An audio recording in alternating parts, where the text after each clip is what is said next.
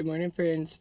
It's been a while since I did a long form content, but I don't want to do a commercial or a short or something. I'm not trying to just catch your attention quick or give you a little positive note to keep you going. This is from the heart. This is important for me to say. It's important for me to address. I have been working on working. I know a lot of y'all know how that feel. If you're on this channel, if you're drawn to me, you're doing the work without being seen, right? And that's okay, because if you were being seen, they'd try to stop you. And when you were seen, they do try to stop you every time. It could have even gotten to the point where you have to work from home now. You might be too sensitive a person. You cannot be with the general public. For me, it got to the point where each job got more and more dangerous because of the humans I was having to deal with. The adults were not adulting. I can put it mildly.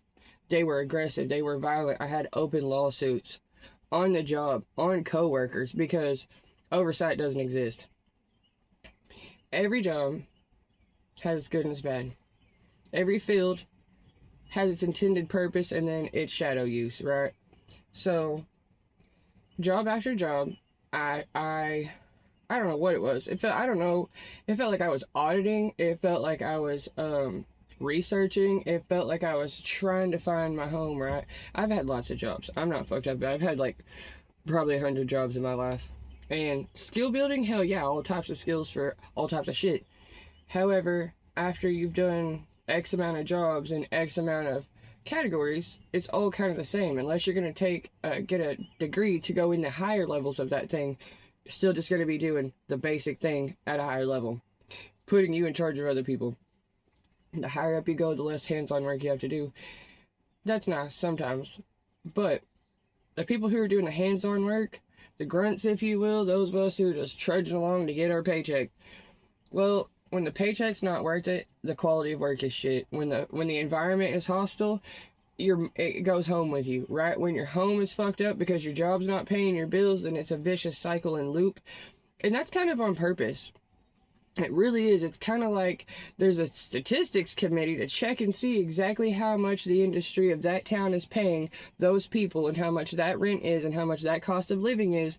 And the reason they have these numbers is to find out exactly how close to the dollar they have to keep you to make you go to work. Because if it was your choice, you wouldn't go to work. Not every day. You would take days off. You would take time off. You would take time for yourself. You'd be with your fucking kids when they're sick. You'd be with their spouse whenever y'all's going through some shit that work is actually causing. You would stop for life. You would stop for your real life. And all of us are having to live in a way where our job is our life. The majority of our day is actually spent getting up for, getting ready for, commuting to, being at, getting done with, driving back from, and decompressing from our jobs. So that's why people are always putting value on, make sure that whatever job you go for, your heart's in it. I don't care. That's a lie. That's not true. If you were a painter and you love painting, that's your hobby, that's your passion, it's your fucking, nothing gets you like painting. Just the sensation of cracking open a new bottle of paint, the textures of your brushes, of your canvases, of you just love every single part of it. And you just, every time you paint, you're free. You're not concerned with if this is going to pay a bill. You're not thinking about, is this going to be good for someone? You're not thinking, I hope they like it. You might be, but most likely you're doing it for self, and it's an outlet for something else. It just feels good. Healthy feels good. So you do that. But then someone sees the result of that absolute joy and engagement that you had with that project, with that thing, and you created something, but you brought it to life. Because first it was a blank, it was nothing. You had to get these ingredients together to make an idea. You had an idea of what you were going to do, but you had to gather up these resources, right, to do it. And then you put them together in the exact way that you know how to do it, and it produced a thing. And that thing that was produced, it could be good or bad. It's really not subject to judgment unless you show it to someone else, if you intend for someone else to have it. But what my point is, if someone does see it and they love it, they're like, holy shit, I've never seen anything like this. Would you sell it to me? Could I buy it? I know it's the only one because I've never seen it. I would like to have it. I will pay you any amount you say. And so you accept payment for it, and all of a sudden in your mind, that's validation of your paintings, right? Not that you like doing it, not that you enjoyed the shit out of yourself in the process. You enjoyed the process, but once it was finished, the finished product was then dubbed valuable by someone else. And once it was dubbed valuable by someone else, the fact that there was a monetary exchange for it actually starts leading to the thinking that it's only valid if it's only valid if it's valued. That's not true. So then you continue to paint, but it's not your job. You still go to your job to pay for the materials for your paints, right? You didn't just become a paid painter overnight. If that's the path you always take, and you don't give a shit if you get paid or not, you just enjoy painting, even if you have to starve for it. Those types, it's not a job for them. It's a way of life for them. And that kind of way of life impedes on the monetary world, because they're not money minded. They're paint minded. They're art minded. They're whatever it is. That thing is more valuable than the money for them. If they had money, they'd choose to do this with it, type of thing. But then once they've sold a piece of them, their creativity, like, I get it. The reason the other person wants that thing is because this object was produced with love. There's a labor of love in it. It has good energy stored up in it because of it's like a child, but a happy, smiley child, right? Because that happy, smiley child was loved on and talked nice to by their parents, and all the things that you needed were put into it, and the whole process for it was done. It was planned for, and then made and produced and put out into the world. And then when it was put out into the world, there was automatically someone to receive it and love it, right? That's a full circle. That's a positive circle. That's not what's happening to anybody.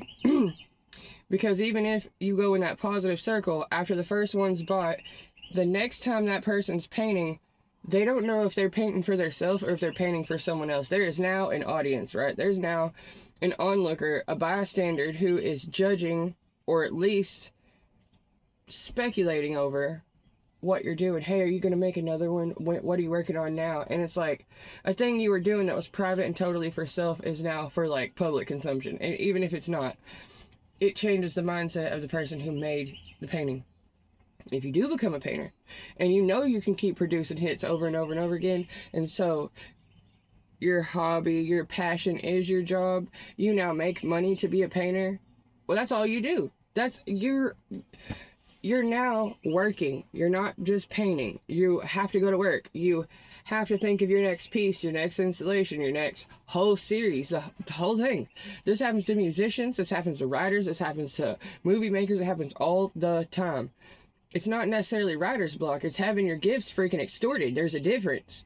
You're putting your heart and soul into shit, and then it can't be mass produced. That's not how it works. Even if they do take your one thing and then mass replicate it, it's like it cheapens it in a way, because everybody can have a little. Everybody can have a little. Your household name, everyone has some. Your book is on everyone's shelf. Your movie is in everyone's TV. Your painting's copied and it's on everyone's wall. It's in every school. That's wonderful. But it's less and less. The more it is used, the more it is seen, the more it's passed around, the less value it can have, because it's not being wholeheartedly kept by one. There are many, many, many people keeping it, and when many, many, many people have it, they don't just keep it, they can tear it up, they can gift it out, or whatever. It can get broke. They can buy another one. It becomes a disposable thing. Like what you put in was just disposable. Another one. Another one. You did this one, can we do another one? You did that one, I want another one. You did this one, can I have this one in blue? How can you take something that you do to decompress and relax and release from all the demands and expectations being made on you, if the thing that you do for your hobby is just another expectation from someone else? Like, hey, content makers, I hope you're on here every day, because it's fierce competition. I hope that I hope that you're liking, subscribing, posting, sharing, hyping, getting memberships. I mean, god dang, it's ADHD at the next level. We have so much little petty shit going into bigger and bigger and bigger ponds that we're so far spread out. We can't find our fucking selves. Our kids have no idea what's going on. We come on here to give each other pep talks. Grown up to grown up, we're like, oh man, I hope you're making it. It's gonna be all right. Well, all the time we're spent on here, whether we're scrolling or motivating or researching or whatever. If you have kids, those kids may be scrolling too, but y'all are not connecting. You're not connecting to anyone. You're not connecting to the job you're going to. You're not connecting to the people you're talking to. You are temporarily juicing off each other. But you're not connecting because you don't have time. You're not really traveling anywhere. You're not really putting in the physical activity that yields those results of living and growing. So it feels like we're always just doing it on this. We're just always on a digital playground, in a digital office. We're always in a theoretical space, if you will. And in that theoretical space, everything sounds good in theory, but in practice, it's impossible. So we can be on here talking each other up all day long, hoping and wishing and praying it would get better, outing everybody for all their secrets. The oracles can tell the future. The shaman can do past life regressions. The problem is, even though we're looking for answers, what the fuck is the question? What are you asking? Do you have any more questions? Or is this just filler? Are you just trying to take up the rest of the meeting so that we don't actually have to go on to work? Because at a certain point where you cannot take a break from taking a break, you can't, the escapism isn't going to work. When your house is on fire, getting high to calm yourself down so you can think of what to do didn't stop the fire. It didn't save you. It didn't do anything. You numbed yourself out so you didn't have to deal with the reality of the problem. Now, things have gotten very bad. Things are escalating. But humanity itself goes through cycles of this escalation. There's a thing called a 50-year rage cycle. Did you know that? And every 50 years we all go to war and almost fucking kill all of ourselves because we can't think of anything else to do. Well, since we can't be on our screens and we can't be drugged out of our fucking gourds and we can't just fuck whoever we want to endlessly with no consequences, well, if I can't check out, I mean, I can't stand being here. I guess I'll just unalive myself. And the Depression era comes on, and that's actually what it's called, but we from the 90s like to call it the come down, right? Cocaine-fueled 70s and 80s gifted us the 90s. Everybody was on antidepressants. Everybody was on Ritalin. It's not a joke. These people are still fucked up right now. Trying to have children, trying to raise their children, and trying to fix what is fucked up in them before it gets to their kids. And they can't quite stop it. Our parents did a good job of trying to keep the runoff off of us, but it still hit. We are trying to keep it off of them, but it's hitting us all. It's taking us and grandparents and the kids with it. It's like we need to link arms across the world because everybody who's here right now is going to be responsible for fixing it. Even the ones leaving. People who don't have kids, you're still in charge of maintaining so these kids have a safe place to go to so they have a chance to make it to the freaking future. And you might not like these kids, but you are going to need a nurse to wipe your ass in the future. And that kid right now that you can't stand is younger than you, so that by the time you're too old to do it yourself, they've caught up to you and they're your caretaker. Quit being shitty with everyone. Quit acting like people don't have value. Stop acting like little kids don't grow up to be productive citizens. If you're not, they won't be. We can't just keep doing this regurgitated thing. This wash, rinse, repeat. Like, well, that's just how things are. That's just how we do it. No matter how stupid that is, that's just how we do it. You know what?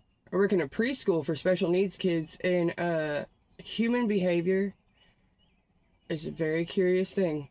And you may think that some of these issues that we have in our adult years started when you were a teenager or something, started when you were a kid or something. It's not true. I have a class full of toddlers that are self-harmers. They have never been to or through a situation that would be psychologically the result of it. No, their own body, their own brain is wired to self-destruct. They cannot control this sensation, this urge. The same as all teenagers get this compulsion to self-harm And then they get institutionalized, and that makes it worse. And some of the things that we do to try to rehabilitate people or help them make it worse, because you're then making someone who's already very fearful feel like a caged animal. Like you're constraining them more. You're forcing it more. You're trying to ask them what's wrong with them when they're having to go through. They're feeling it. Fuck you for asking what's wrong. You're just a spectator. Like, feel how I feel so you can reach me. They're not unreachable. This is not limited to the babies. My point of bringing up school is I'm able to witness human behavior at its core, at its fundamental building blocks, right out the gate. These kids are so fucking stressed out 100% of the time that if you were to like test their heartbeat on a Richter scale, they are postgraduate Chinese kids. Pardon the word use, but I am saying that they are kept at a level that is like an intern, a CEO to Wall Street. Like, I had a baby the other day. He's 2.5, maybe 3, and he's disconnected. Him and his twin are disconnected. This poor baby, as it was just feeling, just connecting, stimming on his arms, but with his fingernails. And I came to check and make sure he wasn't digging in with his fingernails, that he's just grazing. But I touched his arm, and he looked at his hands, and it scared the ever-living shit out of him. I mean, he jumped. His hands were shaking. He turned to me, just put them over his eyes, and I was like, "Oh, buddy, are you okay?"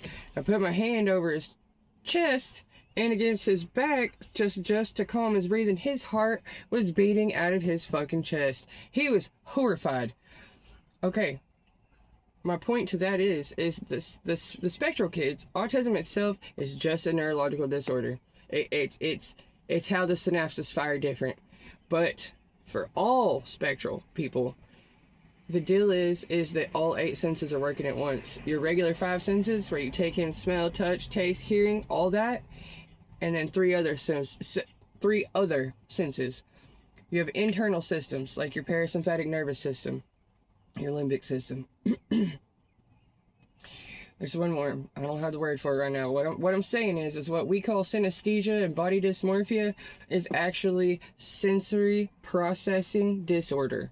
So these kiddos do and don't like certain sensations, right? Textures really mess with them.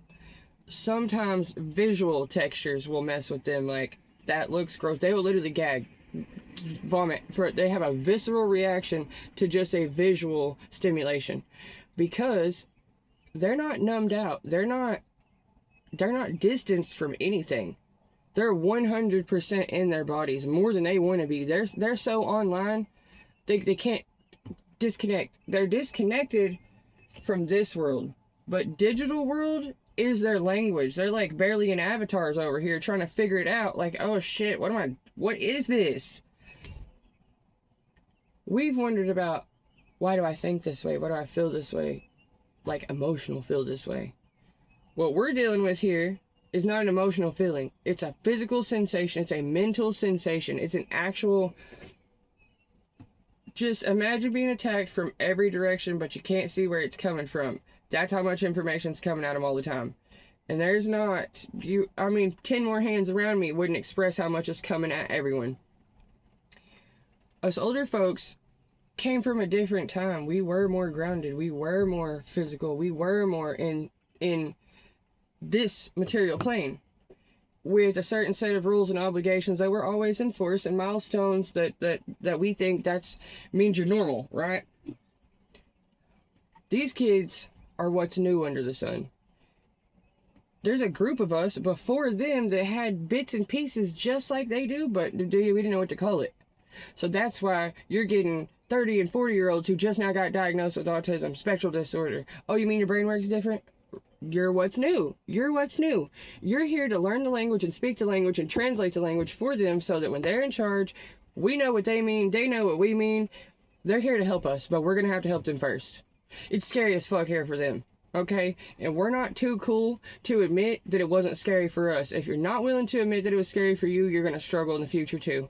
Because right now, basically, we're all on the same timeline. The past was never like this. The present is right now, so right now is why we're dealing with it. And the future is even more than this. So We have to kind of get all three groups together. Right now, we need who came before us and who's after us so we can all get on the same page and line that shit out. We need to get it worked out. Whether it's more support, whether it's more resources to do it, like we got to build the foundation that we're needing. We take what we got, the bones of what we got are decent. What we need to do is we need to add some muscle, some tendon, and some skin to that shit and make it a singular body that is in motion towards loving itself. A singular body that loves itself is going to heal itself. It's going to put out good instead of put out hurt. We're acting like individual cells in a separate body that don't talk to and aren't connected to each other whatsoever, not even on the same planet. And we're all doing our own thing. We're all just, we're all going rogue, like whirling fucking dervishes, like a bunch of spinning tops. If you bounce off each other, you crash out, but nothing else. It doesn't give you momentum. It doesn't give you forward direction. It actually doesn't create anything. Just spinning tops, right? So when we're stuck in this brain fog ass, I don't know what to do next, depressed, like, it's like mental crawling on your belly. You just cannot figure out where you're going or what you're wanting. Or what you're wanting is to feel better. That's what you're wanting. What you're wanting is to kind of soften the edges around you. What you're wanting is some consistency, some honesty, some secure attachment, not this disorganized attachment, to where sometimes you cry for the parent, they come. Sometimes you cry for the parent, they don't come. Sometimes you cry, they don't come. Sometimes you do. It's disorganized to where you don't know if you should cry anymore or not. You're not sure if you're going to cry and get punished, or if someone's going to show up, or you're just going to be ignored completely. You don't grow out of it. Those are our core systems, and not even addressing our core systems and acting like we're not just a bunch of tall fucking toddlers walking around is causing a lot of problems, because people were not taught how to regulate their emotions. They weren't taught how to share with others. They weren't taught how to be empathetic. And they weren't taught how to self-soothe. We're just relax. Just calm down. Take breaths. Figure out what it is you're trying to figure out. Sit with yourself and reflect. Introspection is important. The one thing that almost all spectral people share is that they are closed circuits. That is just, they're not outward seeking every bit of information. They're inward seeking. Like, they refer back to self first before they trust any outside source. You can say what you want to say, but before I check back in with my system and see how I feel about it, I'm not going to respond. It's working for them. These are the most honest fucking people on earth, guys. They don't hide anything, and they're like telepaths. Even the ones who don't talk at all have their own language, and you can damn well understand what they're saying because they're not hiding anything. They're not hiding shit. Yeah, modesty is important, and they don't have a concept of that. That's okay. We teach them those, like, you know, don't lift your dress up. You got your shorts on. Don't pull your tongue out of your mouth with your food on it. Stuff like that. Those are basic things, and for basic reasons. And truthfully, it's for safety. Because if they're in their own home and they got their dress all the way over their own head and they're spinning around in circles in their bedroom, it doesn't affect anyone. Other than they can't see, they're probably going to fall down. Had a great time doing it. But out in the world with the creepy crawlies, baby girl's got her dress over her head and you're like, oh no, there's a pervert looking at that kid right now. And guess what? That is the problem. Is these ones who can't speak for themselves get the most done to them. Children don't have the words to articulate what the fuck is going on, and we're not stopping to listen and see what they're doing mean. We're not investigating enough. We're like, oh, kids will be kids. They're just doing weird kid shit. No reason to interpret it. No reason to interpret it. They're like walking recorders, like home stenographers. Yes, it's all recorded. You know what? Kids do what they see, not what you say. Fuck what you say. You say one thing and then do the opposite. You say it's bedtime, but then you get up and you turn the TV on. After you make me lay down, you go in there and you start doing all your fun stuff. I hear your music on, hear your TV on. Like, it's not bedtime for everyone. It's just bedtime for me. We don't have to do it. You're just making me do it. Those connections, those associations, sometimes they make associations you never expected them to connect at all, because you never did. And you think, I have a normal functional brain. I never thought of that. These are all normal functional brains. These brains work like high-speed Wi-Fi processors. Ours work like answering machines. Yes, I heard what you said and I recorded it so that I can parrot it back to you later. Not these kids. The new kids, they don't have to be spectral. They don't have to have behavioral issues at all. Regular kids, these kids are in a different world than we were in. We need to listen to them. We need to hear them. We need to hear their concerns. We need to put some more support in place. We already know the parts that were fucked up on us, and we didn't fix that. And then we have them, and we're expecting more out of them with even less support, with even less progress, and with even less stability. They've added so much shit to the school agenda now for regular kids. I don't know how they get through it. I wouldn't be able to understand half of the expectations, the social expectations that they have now that never existed then. And not only that, they were shunned then. This was like bullying 101. You would not show up like they show up now at my school. They'd have beat the brakes off of you. And because I went to a very poor school and a very small school, it was so intense that, you know what, the kids at my school sold their parents' drugs to the other parents of the other kids at my school. So we have this whitewashed, generalized version of what school is, especially on TV and movies about. We got like Abbott Elementary, we got like The Office, we got vanilla ass shows that show everyday life situations in a much, much more buttered up vanilla version. Like, oh, if everyone was normal, this is how it would be. Meanwhile, it ain't normal. You got a coworker who's totally willing to stab your tires out. You go to a school that's understaffed, way, way behind in an urban area with a bunch of single parents because it's a poor neighborhood, and it's a poor neighborhood where single mothers can afford to still go to work and send their 4 kids to school and pay rent by herself. The school's not real equipped, the teachers aren't real equipped, the material's never there, and those kids don't have safety at home. They don't even have your basics covered. Their utilities are not always on. There's not always food in their cabinet. They're damn sure not an adult regulating bedtime and self-care routines. So you want that kid who's already not in a stable home life to go to school and learn things that feel totally irrelevant. History, stuff that already happened to people I don't know. Math, well, I don't have any money anyways, this isn't going to apply to me. Science, yeah, well, I don't understand it. I know basic chemistry. I know how to pour soap into a dish and have it bubble with the baking soda. These small things are not keeping their interest. They're not engaging them. All they're doing is holding them for 8 hours a day. It's like we're practicing being in jail all our life.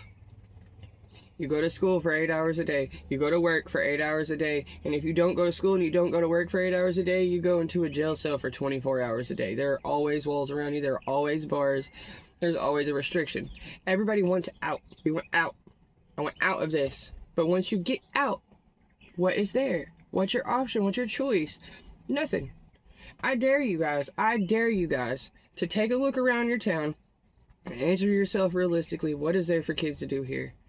Like, from little kids, from toddlers, what can the toddlers do for fun and entertainment, to what can the big kids do? All the way up to the teenagers, what can they do? If the answer is we don't even have a rec center, we got a basketball court at this one dilapidated playground on the edge of town. That's what we got.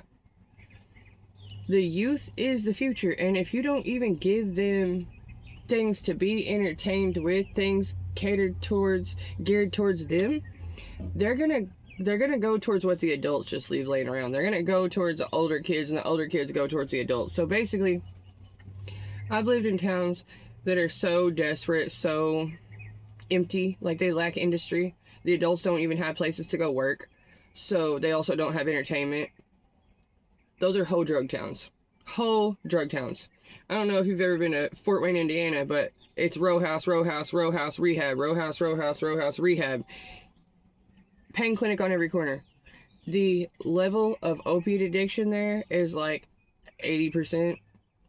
And the kids have nothing to fucking do. I mean, nothing to do. It's cornfield. There's nothing to do here. It's that rural. So, even if there is something to do, these are the only things there tends to be to do. They have sex, they do drugs, They get depressed. They fucking kill themselves because they start feeling hopeless.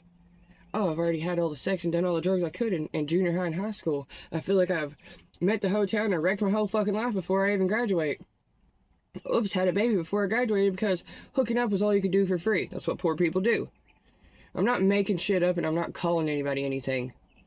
What I'm saying is us not changing that dynamic or addressing it and never acting like that's the reason why keeps the meat grinder going. It keeps it to where our youth does end up in a dark alley with a weird pervert or just a reckless fucking friend. You got the little drunk teenagers that are, they're car kids. They didn't necessarily decide to do drugs or sex, but they got a car, and once they got a car, they could run around and they could race in their cars, they could take people where they shouldn't be taking them, they could end up in situations they were never going to be involved in because they gave someone else a ride. There's so many pitfalls, and the pitfalls actually are avoidable, and I get tired of it being a status quo where a tragedy happens and the people look at each other and like, damn, that's just another one lost. That's just the way it is. That's just how life is. No, it's not. No, it's not. This is because nobody wants to be on duty. This is because we can conveniently forget the past while it's still happening. I don't get it. We're in a time warp. It's not making fucking sense because we have already done this, and then we've already had the side effects and consequences and fallout of this. Like, we're in the fallout of this. So the wash, rinse, repeat cycle isn't really working. We need to do something else. And I mean, I guess this is the only way to start. I guess that digital real estate, geography, placement, like meetup spots. Since we can't all drive our car from China and Mexico and Germany, Australia and America at the same time, what we can do is open a digital room and then we all join in there, right? Like this, to be connected. But the truth is after you connect like this, in theory, you need to go do applied sciences. Basically, after you sit here and brainstorm, you need to go out and in real life do these things, these projects. You still have to go and meet and connect the people in your area locally to make this better, because this is an individual conversation between myself and whoever watches it. So unless I build up a whole platform with a whole idea that gets a whole bunch of people behind it because I put a lot of money into it to back it, I'll never be seen. It would take so much longer to get seen than to fix the problems that the only thing I can do is keep trying to fix the problems and then come back and just report back on it. Like, are you guys working on this? Are you getting anywhere with it? Have you tried? Have you talked with your whatever? So if you're part of my team, I'd like you to come and pick up an assignment. The assignment just being, can you please look around and see if your town even has anything kid friendly? From like a trampoline park for little ones to like a skating ring for older ones. I don't know, a movie theater, something geared towards them specifically. You know what I'm saying? Their spot. If you could find at least 3, put them in the comments. 3 things, because I need some suggestions for my own town. My own town has nothing. If they put a bowling alley in here, I think it would knock down teen pregnancy. Swear. Because they'd have something to go do. They wouldn't end up with that boy who had the car because he learned to fix cars so he can come pick girl up and then they can go to guy friend's house and, you know, drink around the bonfire. This is normal shit. I'm not even bashing that. Everyone needs to go through their stages. Like that's how you like bloom. You like join the kingdom. You know what I'm saying?